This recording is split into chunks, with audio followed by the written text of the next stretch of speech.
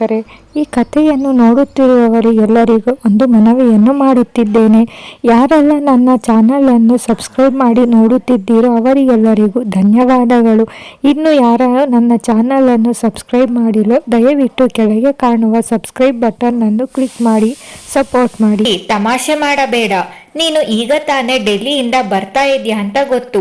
ಅವರಿಬ್ಬರಲ್ಲಿ ಹೇಳು, ಆಮೇಲೆ ಒಡವೆ ನೋಡಿದ್ರೆ ಆಗುತ್ತೆ. ನನಗೆ ಇಲ್ಲಿ ಸಂಕಟ ಆಗ್ತಾ ಇದ್ರೆ ನಿನಗೆ ತಮಾಷೆನಾ ಅಂತಾರೆ. ವಿಕ್ಕಿ ಕುಳಿತಿದ್ದವರು ಎದ್ದು ನಿಂತು, ಏನಮ್ಮ ಹೀಗೆ ಹೇಳ್ತಾ ಇದ್ದೀರಾ? ಈಗ ತಾನೇ ಸುಸ್ತಾಗಿ ಬರ್ತಾ ಇದ್ದೀನಿ. ಮತ್ತೆ ತಮಾಷೆ ಬೇಡ, ನಿಜ ಹೇಳು. ಜೈ ಮತ್ತು ವಿನೋದ್ ಎಲ್ಲಿ ಅಂತ ಕೇಳ್ತಾರೆ. ಈಗ ಕೌಸಲ್ಯ ಮತ್ತು ಉದಯರವರು ಒಟ್ಟಿಗೆ ಎದ್ದು ನಿಂತು, ತಮಾಷೆ ಮಾಡ್ತಿಲ್ಲ ವಿಕ್ಕಿ, ಇದುವರೆಗೂ ಯಾರೂ ಬಂದಿಲ್ಲ ಮನೆಗೆ. ನಿಮಗೋಸ್ಕರವೇ ಕಾಯ್ತಾ ಕುಳಿತಿದ್ದು. ಮಧ್ಯಾಹ್ನವೇ ಬರ್ತೀನಿ ಅಂದಿದ್ದವರು ಇದುವರೆಗೂ ಬಂದಿಲ್ಲ ಅಂತ ನಮ್ಮ ಒದ್ದಾಟ ಅಂದಾಗ ವಿಕ್ಕಿ ಅವರಿಗೆ ವಿಷಯ ಕೇಳಿ ಆಘಾತವಾಗಿದೆ. ಅಮ್ಮ, ನಾವೆಲ್ಲ ಮಧ್ಯಾಹ್ನವೇ ಡೆಲ್ಲಿಯಿಂದ ಬಂದ್ವಿ. ನಾನು ಆಫೀಸಿಗೆ ಹೊರಟೆ. ಅವರಿಬ್ಬರು ಒಡವೆ ಬಾಕ್ಸ್ ಅನ್ನು ತೆಗೆದುಕೊಂಡು ಇನ್ನೊಂದು ಕಾರಿನಲ್ಲಿ ಮನೆ ಕಡೆ ಬಂದ್ರು ಅಂತಾರೆ. ಇಲ್ಲ ವಿಕ್ಕಿ, ಇಬ್ಬರು ಇದುವರೆಗೂ ಮನೆಗೆ ಬಂದಿಲ್ಲ ಅಂತ ಕೌಸಲ್ಯರವರು ಅಳಲು ಶುರು ಮಾಡಿದರೆ ಉದಯ್ ಗಾಬರಿಯಿಂದ ಈಗೇನು ಮಾಡುವುದು ಅಂತಾರೆ. ನಾನು ಹೋಗಿ ಇಳಿದ ಜಾಗದಲ್ಲಿ ನೋಡಿಕೊಂಡು ಬರ್ತೀನಿ. ಕಾರ್ ಏನಾದರೂ ಪ್ರಾಬ್ಲಮ್ ಆಗಿರಬಹುದು ಅಂತಾರೆ. ನಾನು ಬರ್ತೀನಿ ವಿಕ್ಕಿ, ಇಲ್ಲೇ ಇದ್ದರೆ ಇನ್ನು ಭಯ ಜಾಸ್ತಿ ಆಗುತ್ತೆ ಅಂತ ಉದಯರವರು ಅಂದಾಗ, ಸರಿ ಬನ್ನಿ ಅಪ್ಪಾಜಿ, ಹೋಗಿ ಬರೋಣ ಅಂತ ಹೆಜ್ಜೆ ಮುಂದೆ ಇಟ್ಟರೆ ಸುಕನ್ಯಾ ಕಾಫಿ ತಗೊಳ್ಳಿ ಅಂತ ಕೂಗುತ್ತಾ ಬರ್ತಾರೆ. ಬಂದ ಮೇಲೆ ಕುಡಿತೀನಿ ಅಂತ ಹೇಳಿ ಇಬ್ಬರು ಹೊರಟರೆ ಕೌಸಲ್ಯ ಅಳುತ್ತಾ ಅಲ್ಲೇ ಕುಳಿತಿರುತ್ತಾರೆ. ಅತ್ತೆ, ಯಾಕೆ ಅಳ್ತಾ ಇದ್ದೀರಾ? ಏನಾಯ್ತು ಅಂತ ಅವರ ಪಕ್ಕ ಕೂತು ಪದ್ಮಿನಿ ನೀರು ತಗೊಂಡು ಬಾ ಅಂತ ಕರೆಯುತ್ತಾರೆ. ಪದ್ಮಿನಿಯ ಜೊತೆಗೆ ಶರ್ಮಿಳಾ ಕೂಡ ಹೊರಗೆ ಬರ್ತಾಳೆ. ಅತ್ತೆ ಮಾತಾಡಿ ಅಂತ ಮತ್ತೆ ಕೌಸಲ್ಯ ಕೇಳಿದರೆ, ಕೌಸಲ್ಯ, ಜೈ ಮತ್ತು ವಿನೋದ್ ಮಧ್ಯಾಹ್ನವೇ ಬಂದಿದ್ದಾರೆ, ಆದರೆ ಇನ್ನು ಮನೆಗೆ ಬಂದಿಲ್ಲ ಅಂತಾರೆ. ಪದ್ಮಿನಿ ಮತ್ತು ಸುಕನ್ಯಾ ಗಾಬರಿಯಾದರೆ ಶರ್ಮಿಳಾ ಮಾತ್ರ ಆ ಮಾತು ಕೇಳಿ ಖುಷಿಯಾಗುತ್ತಾಳೆ. ನನ್ನ ಅಣ್ಣಂದಿರು ಸುಮ್ಮನೇನಾ? ಅವರು ಹಿಡಿದ ಕೆಲಸ ಮಾಡೇ ಮಾಡ್ತಾರೆ. ಅಂದ್ರೆ ಒಡವೆಗಳು ಅಣ್ಣಂದಿರಿಗೆ ಸಿಕ್ಕಿದೆ. ಈಗ ಅವರು ಕೆಲಸ ಮುಗಿಸಿ ಸೇಫ್ಟಿಯಾಗಿ ಹೋಗಿರ್ತಾರೆ. ಇನ್ನು ಸ್ವಲ್ಪ ದಿನ ಅಷ್ಟೇ, ಈ ಮನೆಯನ್ನು ಬಿಟ್ಟು ನಾನು ಹೊರಟು ಹೋಗಬಹುದು ಅಂತ ಮನಸ್ಸಿನಲ್ಲೇ ಕುಣಿದಾಡುವಷ್ಟು ಸಂತೋಷ ಪಡ್ತಾಳೆ. ಆದರೆ ಅವರ ಮುಂದೆ ತೋರಿಸಲು ಆಗದೆ ಮುಖ ಇಳೆ ಬಿಟ್ಟು ಅವರ ಜೊತೆ ಕೂರ್ತಾಳೆ. ಸುಕನ್ಯಾರವರು ಪದ್ಮಿನಿಗೆ ಮತ್ತು ಶರ್ಮಿಳಾಗೆ ಧೈರ್ಯ ಹೇಳುತ್ತಿದ್ದಾರೆ. ಏನೂ ಆಗಲ್ಲ, ಇವರು ಹೋಗಿದ್ದಾರೆ, ಅವರನ್ನು ಕರೆದುಕೊಂಡು ಬಂದೇ ಬರ್ತಾರೆ. ಈಗ ಅಳುತ್ತಾ ಕೂರಬಾರದು, ನಾವು ಧೈರ್ಯವಾಗಿರಬೇಕು ಅಂತ ಹೇಳಿ ಮೂವರನ್ನು ಸಂಭಾಳಿಸುತ್ತಿದ್ದಾರೆ. ವಿಕ್ಕಿ ಮತ್ತು ಉದಯರವರು ಸಣ್ಣಗೆ ಹನಿಯುತ್ತಿರುವ ಮಳೆಯಲ್ಲೂ ಸುತ್ತಲೂ ಹುಡುಕುತ್ತಾ ಹೋಗುತ್ತಿದ್ದಾರೆ. ಎಲ್ಲೂ ಜನರ ಸಂಚಾರವಿಲ್ಲ. ವಿಕ್ಕಿಯವರು ಗಾಬರಿಯಾಗುತ್ತಿದ್ದಾರೆ. ಅವರು ಇಳಿದ ಜಾಗವು ಹತ್ತಿರವಾಗುತ್ತಿದ್ದಂತೆ ದೂರದಲ್ಲಿ ಒಂದು ಜೀಪ್ ನಿಂತಿರುವುದು ಕಾಣಿಸುತ್ತದೆ. ಹತ್ತಿರ ಹೋದಂತೆ ಆ ಜೀಪ್ ರವರ ಎಸ್ಟೇಟ್ನದ್ದೇ ಅಂತ ಗೊತ್ತಾಗಿದೆ. ನಮ್ಮ ಎಸ್ಟೇಟ್ನ ಜೀಪ್ ಇಲ್ಲಿಗೆ ಹೇಗೆ ಬಂತು ಅಂತ ಕಾರಿನಿಂದ ಇಳಿದು ಸುತ್ತಲೂ ನೋಡುತ್ತಾರೆ. ಯಾರು ಕಾಣದೇ ಇದ್ದಾಗ ಯಾರಾದರೂ ಇದ್ದೀರಾ ಅಂತ ಕೂಗ್ತಾರೆ.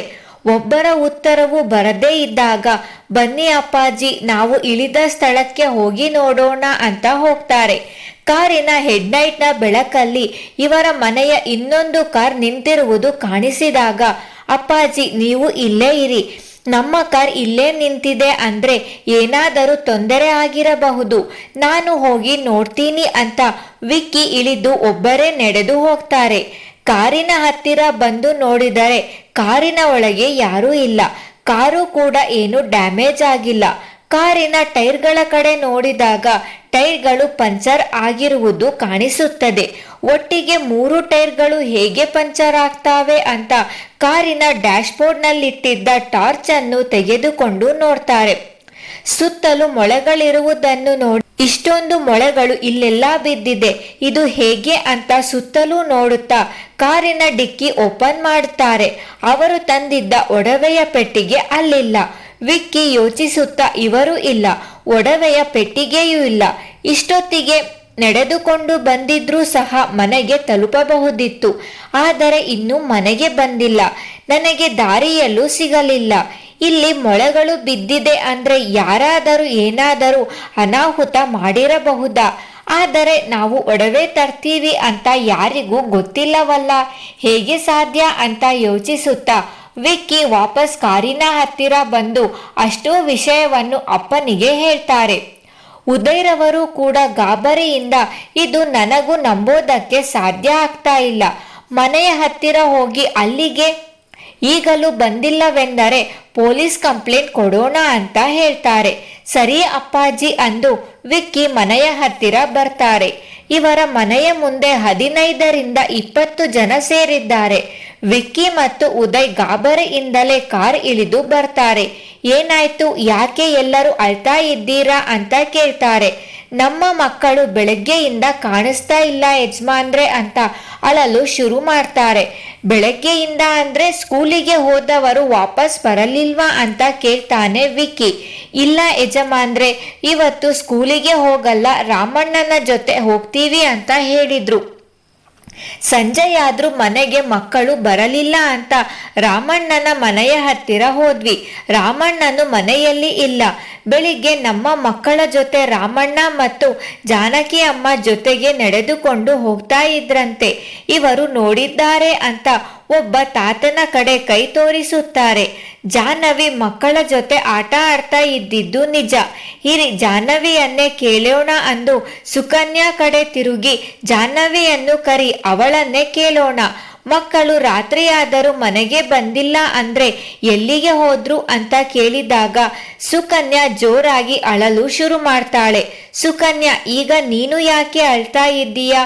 ಅಳುವಂತಹದ್ದು ಏನಾಯ್ತು ಅಂದ್ರೆ ಜಾಹ್ನವಿಯು ಬೆಳಗ್ಗೆ ಹೋದವಳು ಇನ್ನೂ ಮನೆಗೆ ಬಂದಿಲ್ಲ ಅಂತಾರೆ. ಇದೇನು ಹೇಳ್ತಾ ಇದ್ಯಾ? ನಿಮಗೆ ಜವಾಬ್ದಾರಿ ಇಲ್ವಾ? ಆ ಹುಡುಗಿ ರಾತ್ರಿಯಾದರೂ ಮನೆಗೆ ಬಂದಿಲ್ಲ ಅಂತ ಹೇಳಬಾರದಾ ಅಂತ ಕೇಳ್ತಾರೆ. ವಿಕ್ಕಿ ಅವರಿಗೆ ಈಗ ನಿಜವಾಗಿಯೂ ತಲೆ ಕೆಟ್ಟಿದೆ. ಒಂದು ಕಡೆ ತಮ್ಮಂದಿರು ಕಾಣ್ತಾ ಇಲ್ಲ, ಇನ್ನೊಂದು ಕಡೆ ಜಾಹ್ನವಿ ಮಕ್ಕಳು ಕಾಣ್ತಾ ಇಲ್ಲ. ಏನಾಯ್ತು ಇವರಿಗೆಲ್ಲ ಅಂದು ರಾಮಚಂದ್ರ ಎಲ್ಲಿ ಅಂತ ಕೇಳ್ತಾರೆ. ಅವರು ಬೆಳಗ್ಗೆ ಎಸ್ಟೇಟಿಗೆ ಬರಲಿಲ್ಲ ಯಜಮಾನ್ರೆ, ಅವರಮ್ಮನ್ನು ಕಾಯ್ತಾ ಕೂತಿದ್ದಾರೆ. ಮಕ್ಕಳು ಜಾನಕಿ ಅಮ್ಮನ ಜೊತೆ ಆಟ ಆಡ್ತಾ ಇರಬಹುದು ಅಂತ ನಿಮ್ಮ ಮನೆಯ ಹತ್ತಿರ ಬಂದ್ವಿ. ಈಗ ಏನು ಮಾಡೋದು ಬುದ್ಧಿ? ಮಕ್ಕಳು ಬೆಳಗ್ಗೆಯಿಂದ ಏನೂ ತಿಂದಿಲ್ಲ ಅಂತಾರೆ. ಜಾಹ್ನವಿ ಎಲ್ಲಿಗೆ ಹೋದ್ರು? ಸಂಜೆಯಷ್ಟರಲ್ಲಿ ಮನೆಗೆ ಬರ್ತಾ ಇದ್ಲು. ಈಗ ಯಾರ್ಯಾರನ್ನು ಎಲ್ಲಿ ಅಂತ ಹುಡುಕೋದು ಅಂತ ಯೋಚನೆ ಮಾಡುತ್ತಾ, ನೋಡಿ ನಾನು ಎಲ್ಲ ಕಡೆ ಹುಡುಕಿಸ್ತೀನಿ. ನಿಮ್ಮ ಮಕ್ಕಳು ಸಿಕ್ಕ ತಕ್ಷಣ ನಿಮ್ಮ ಮನೆಗೆ ತಲುಪಿಸುವ ಜವಾಬ್ದಾರಿ ನಮ್ಮದು ಅಂತಾರೆ ವಿಕ್ಕಿ. ಎಲ್ಲರೂ ಮುಂದೆ ಮಾತಾಡಲು ಭಯಪಟ್ಟು ನಮಸ್ಕಾರ ಮಾಡಿ ಮನೆಯ ಕಡೆ ಕತ್ತಲಲ್ಲಿಯೇ ಹೆಜ್ಜೆ ಹಾಕ್ತಾರೆ. ಅಪ್ಪಾಜಿ ಇನ್ನೂ ಕಾಯೋದಕ್ಕೆ ಸಾಧ್ಯ ಇಲ್ಲ. ನಾನು ಪೊಲೀಸ್ ಕಂಪ್ಲೇಂಟ್ ಕೊಟ್ಟು ಅವರನ್ನು ಜೊತೆಯಲ್ಲಿಯೇ ಕರೆದುಕೊಂಡು ಬರ್ತೀನಿ. ನೀವು ಮನೆಯಲ್ಲಿ ಹುಷಾರಾಗಿರಿ ಅಂತ ಹೇಳಿ ಕಾರಿನ ಕಡೆ ಬಂದರೆ ದೂರದಲ್ಲಿ ಯಾರೋ ನಡೆದು ಬರುತ್ತಿರುವ ಹಾಗೆ ಕಾಣಿಸ್ತಾ ಇದೆ. ವಿಕ್ಕಿಯವರು ಹಾಗೆ ನಿಂತು ನೋಡಿದರೆ ಜೈ, ವಿನೋದ್ ಡ್ರೈವರ್ ಮತ್ತು ತೆಪ್ಪದವನು ಇಷ್ಟು ಜನ ನಡೆದು ಬರುತ್ತಿದ್ದಾರೆ. ಅಪ್ಪಾಜಿ, ಜೈ, ವಿನೋದ್ ಬರ್ತಾ ಇದ್ದಾರೆ ಅಂತ ಕೂಗಿಕೊಂಡಾಗ ಮನೆಯ ಒಳಗಿದ್ದವರೆಲ್ಲರೂ ಓಡಿ ಬರ್ತಾರೆ. ಜೈ, ವಿನೋದ್ ಏನಾಯ್ತು? ಯಾಕೆ ಈ ದಾರಿಯಲ್ಲಿ ನಡೆದುಕೊಂಡು ಬರ್ತಾ ಇದ್ದೀರಾ ಅಂತ ಕೇಳ್ತಾನೆ. ಅಣ್ಣ, ಸ್ವಲ್ಪ ಸುಧಾರಿಸ್ಕೊಳ್ತೀವಿ ಅಂದು ಹೊರಗಡೆಯೇ ಇದ್ದ ಚೇರ್ಗಳ ಮೇಲೆ ಕುಳಿತುಕೊಳ್ತಾರೆ. ಎಲ್ಲರೂ ಹೊಳೆಯ ದಡದಿಂದ ನಡೆದು ಬಂದಿದ್ದಕ್ಕೆ ಸುಸ್ತಾಗಿದ್ದಾರೆ. ಡ್ರೈವರ್ ಕೈಕಟ್ಟಿ ನಿಂತರೆ ಸುಕನ್ಯಾ ನೀರು ಮತ್ತು ಕಾಫಿಯನ್ನು ತರ್ತಾರೆ. ಪದ್ಮಿನಿ ಅತ್ತು ಕಣ್ಣೆಲ್ಲ ಕೆಂಪಾಗಿದ್ದರೆ ಶರ್ಮಿಳಾ ಮಾತ್ರ ಸುಮ್ಮನೆ ನಿಂತಿದ್ದಳು. ವಿಕ್ಕಿ ಅವರನ್ನೇ ನೋಡುತ್ತಾ ನಿಂದಾಗ ಸ್ವಲ್ಪ ಸುಧಾರಿಸಿಕೊಂಡ ಜೈ ಅಣ್ಣನ ಕಡೆ ನೋಡುತ್ತಾ, ಅಣ್ಣ, ನೀವು ಕಾರಿನಲ್ಲಿ ಹೋದ ಮೇಲೆ ಇನ್ನೊಂದು ಕಾರಿನಲ್ಲಿ ಹೊರಟ್ವಿ. 100 ಅಡಿ ಮುಂದೆ ಬಂದಿತ್ತು ಅಷ್ಟೇ ಕಾರು. ಟೈರ್ಗಳು ಪಂಚರ್ ಆಗಿತ್ತು. ಇಳಿದು ನೋಡಿದರೆ ಸುತ್ತಮುತ್ತ ಎಲ್ಲ ಮೊಳೆಗಳು. ನೋಡ್ತಾ ನೋಡ್ತಾ ಇದ್ದ ಹಾಗೆ ವಿಚಿತ್ರವಾದ ವಾಸನೆ ಬರಲು ಶುರುವಾಯಿತು. ಏನಾಯ್ತು ಅಂತ ಗೊತ್ತೇ ಇಲ್ಲ. ನಾವು ಎದ್ದಾಗ ಹೊಳೆಯ ದಡದಲ್ಲಿ ಇದ್ವಿ. ಇವರು ನಮ್ಮನ್ನು ನೋಡಿಕೊಳ್ತಾ ಇದ್ರು ಅಂತ ತೆಪ್ಪದವರ ಕಡೆ ಕೈ ತೋರಿಸುತ್ತಾರೆ. ವಿಕ್ಕಿ ತೆಪ್ಪದವರ ಕಡೆ ನೋಡುತ್ತಾ ಇವರು ಹೊಳೆಯ ದಂಡೆಗೆ ಹೇಗೆ ಬಂದ್ರು ಅಂತ ಕೇಳ್ತಾರೆ. ಮಧ್ಯಾಹ್ನ ಮನೆಯಲ್ಲಿ ಇದ್ದೆ ಯಜಮಾನ್ರೆ, ಮಳೆ ಬರುವ ಹಾಗಿತ್ತಲ್ಲ, ಅದಕ್ಕೆ ಹೊಳೆಯ ಕಡೆ ಹೋಗಿರಲಿಲ್ಲ.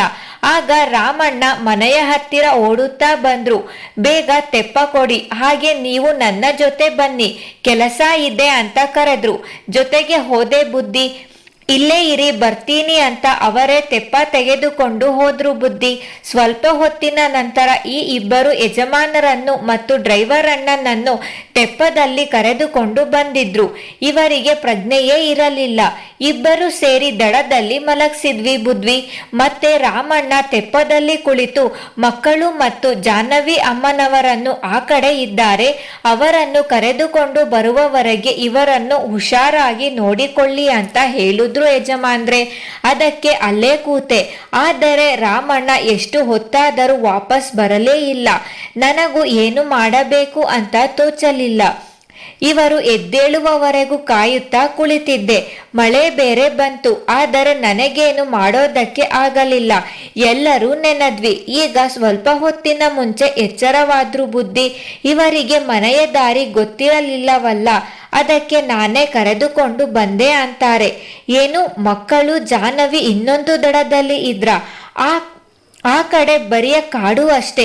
ಅವರೆಲ್ಲ ಅಲ್ಲಿಗೆ ಯಾಕೆ ಹೋದ್ರು? ಅವರೆಲ್ಲ ಯಾಕೆ ವಾಪಸ್ ಬರಲಿಲ್ಲ?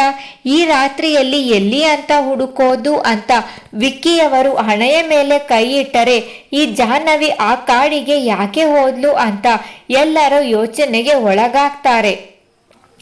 ಈಗೇನಣ್ಣ ಮಾಡೋದು?